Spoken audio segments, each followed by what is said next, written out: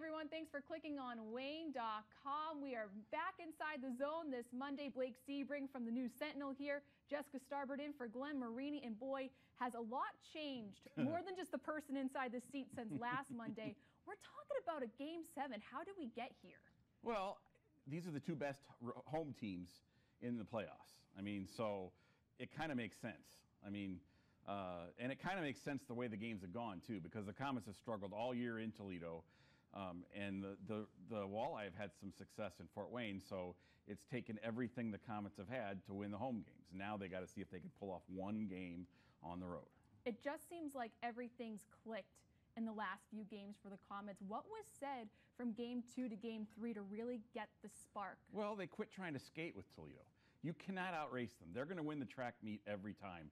They're too disciplined, and they're too disciplined in their routes and their transition game, and they know exactly what they're going to do on an odd man rush. How many times have we seen an odd man rush where the Comets didn't get a shot on goal this series, but Toledo always gets a shot on goal? They're just too good at that style of game. The Comets were trying to beat them at that style of game in the first two contests over there. You say that these are the two best home teams, but it hasn't been exactly easy for the Comets at home. This one going to 3 straight overtimes at the Coliseum. Game 6, a double overtime. What makes the Comets such a successful overtime team? Well, it's not so much the overtime as much as just carrying on what they've been doing at home. They've outshot the Walleye by like 50 in the 6 games, but they've been outscored in the series. That tells you how good Toledo really is defensively. It's two different philosophies. For the Comets, it's always get things on net and then go for the rebounds. For the Walleye, it's more of let's get creative and get an excellent shot that sets up the goal. So it's two different philosophies. But the Comets have been able to keep the Walleye more penned into their zone and doing the cycling and beating up their defensemen so they're a little sore and they're weaker as the game goes on. I think conditioning has been a big factor because it seems like the Comets seem to be the stronger team the later the games go. And it's just all of those little things adding up. And plus, they're finally following the game plan. They're not trying to skate with the Last week we were talking about Roman Wheeler and net. We also have had a goalie change with Pat Nagel. How is he better at to handle those shots that the Walleye are able to set up? It's not that so much as it's the way Pat carries himself. Okay, there's more maturity there. There's more calm. He exudes confidence. He's really smart at, okay, things are hot, face off, slow it down. Okay, another face off, slow it down. You know, he's really good at not letting the pace of play dictate. He's the one dictating the pace of play. And so he's really good at that. Veteran presence in net, but the Comets did lose a veteran presence in Sean Sidlowski out of the rest of the series with a knee injury in Game 3. Who do you think has stepped up in his absence? Well, they inserted Matt Lowry into the lineup, and he's been fantastic on faceoffs. He's been their most consistent guy on home ice faceoffs.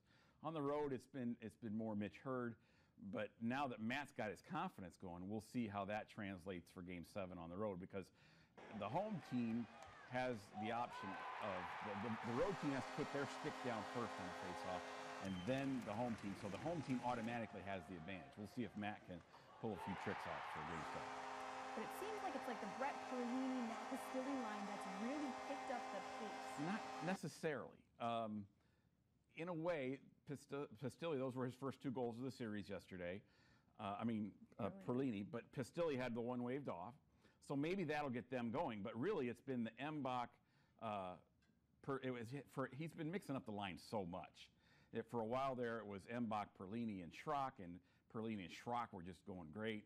And now he's mixed it up. He's put Perlini with Pistilli and Lowry. I mean, he's just mixing it up all over the place. So it's really hard to defend because who do you want to go against? Exactly. Will that help in this situation? Going into Game 7 with the Walleye not really knowing who they're going to defend and who's going to be paired together on Wednesday. I don't know. The problem has not been the offense so much as it has been the defense. And I mean that not the defensive pairings, I mean the forwards getting back defensively in Toledo. That has been the problem. There's been one bad goal per game where somebody didn't get back, didn't get their man locked up. They put their head down after they missed a shot, and that's all it takes for Toledo over there. They're that fast. And in Toledo, can you just explain a little bit about what makes the Huntington Center such a tough place to play? Part of it is the corners are shallow, the ice is lousy, It bounces like a bouncy house over there. It's terrible, just awful. Coliseum ice has been fantastic, which you would think with the fastest team, Toledo would want better ice. It's kind of strange.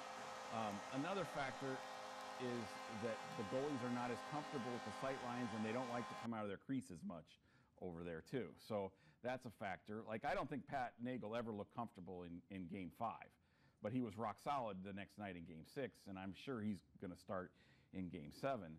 But if he has a couple of iffy goals early, I wouldn't be shocked at all to see Roman early. I mean, it'll be interesting. It'll be real interesting. Another factor is the home team gets the last change, so they get to match up who they want to match up with, and that really is a factor in this series, because you've got the Bonus and Jenks line has been much more, and Schwab has been much more effective in Toledo than they've been in Fort Wayne.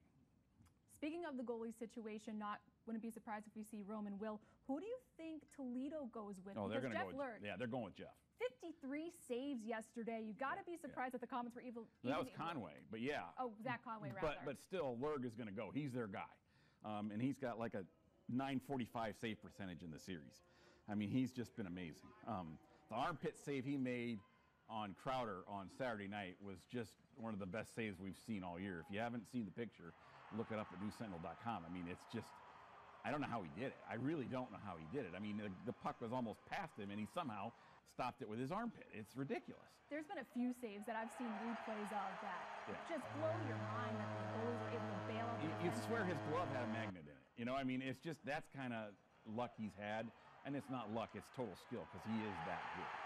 But he will go, and the Comets, they've started to get to him a little later in the series. At least they were executing the game plan better, where they had somebody in front of him, they had pushing him back, making sure he was in his crease.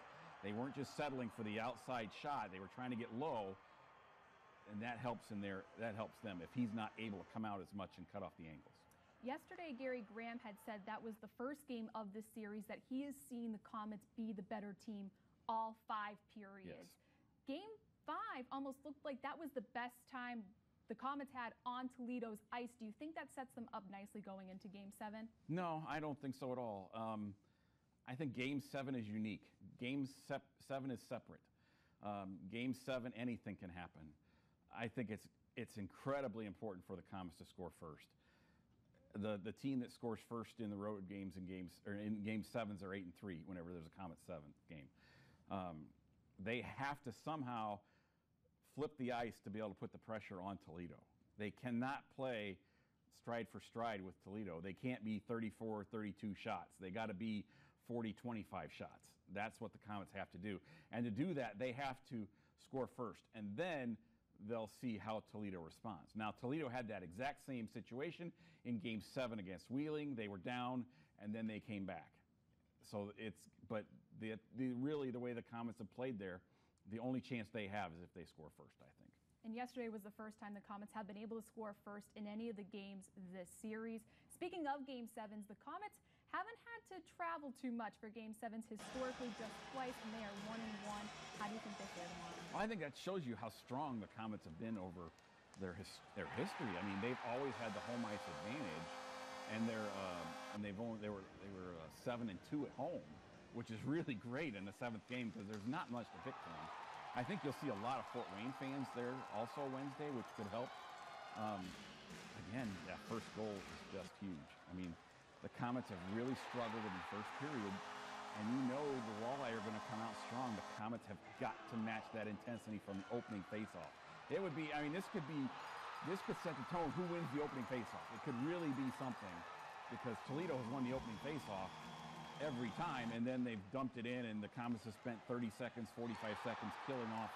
You know, it's almost like a power play because the Walleye are so fired up, and then they have to make a line change, and then the same thing, and it's like the whole first 5 minutes have all been Walleye over there for the first period. Now, if the Comets can win the opening faceoff with Schrock, Embach, and maybe Lowry and get it deep and start to pound on them, it could change a lot. Every little detail. It's amazing. Like it is. And with these two rivals who had to battle it out for this division all regular season long, it just seems like it was destiny that we were going to be talking about a Game 7. And that's what everybody was hoping for all year. I mean, I think I wrote, like, the second time they played them, I was praying for a playoff series, just because these two teams pushed each other to the next levels. And I can't imagine what that next level is going to be like in a Game 7. I mean, the last Game 7 in 2012 against Missouri was one of my all-time favorite Comet games to cover. It was so much fun to watch. It felt like sudden death overtime from the start of the second period on. And it was that intense and that good a play and that great of goaltending from both sides. You'd think a 6-4 game, you'd think the goaltending must have stunk, and they were spectacular. And, you know, Nick Boucher's banner hangs on the ceiling because he was 3-0 in Game 7s. You know, this is a chance for somebody to make their reputation, their legacy in Fort Wayne. Who are you looking to be that guy that makes a legacy? I think Pistilli's do. I really do. And he loves playing on the road. He's got a monster shot. I think even though it got called off, I think that goal will get him going. I think, and he's one of the leaders. I mean, he's going to set the tone in so many ways. The last time the Comets won a Game 7 was actually the year I was born, so I'm hoping No. On the road. On the road. I mean, last time the Comets won a Game 7 on the road was the year I was born. There you go. There you go. We're hoping that maybe my first trip to Toledo will And that was also... one of my all-time favorite games, too. I mean, you know, Game 7s are just special. They're just amazing. I mean, they're unique. You take them out of every little aspect of relevancy from the rest of the series, the rest of the season. It's just who's got what left. Well, all the excitement definitely will be covered. Blake, you will be there. Wayne will be there bringing you all the action on Wednesday. Face-off set for 7:35 and being on the lookout for every little detail to go in the Comets' way. So keep it right here on Wayne.com for all things Comets. Blake, thank you so much for joining us. Hopefully we're back here next week talking about the Eastern Conference Finals. Thank you for joining us.